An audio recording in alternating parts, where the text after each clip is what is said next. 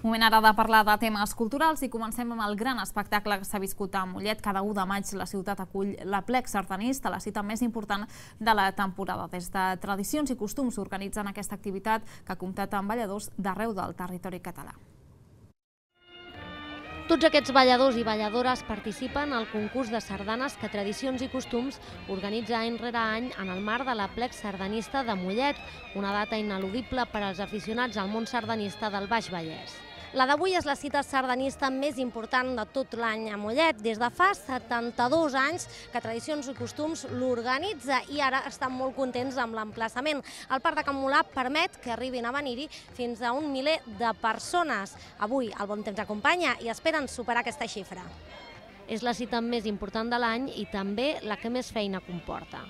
Editem un llibre, aquest llibre hi ha una sèrie d'anunciants, s'han de rebuscar aquests anunciants, hem de fer un programa, hem de parlar amb les cobles, són 3 cobles, vull dir, hi ha 3 vegades més de feina que una ballada, s'ha de tindre en compte quines coses toca una cobla perquè les altres siguin complementàries, vull dir, és una miqueta complicat, però ho anem fent.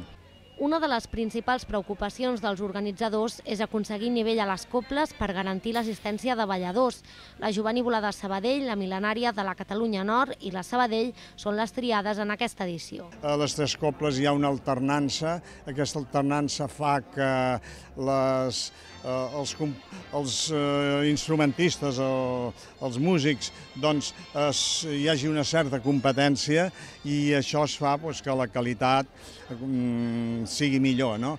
I entre els balladors no només molletans, també arribats de la resta del territori català.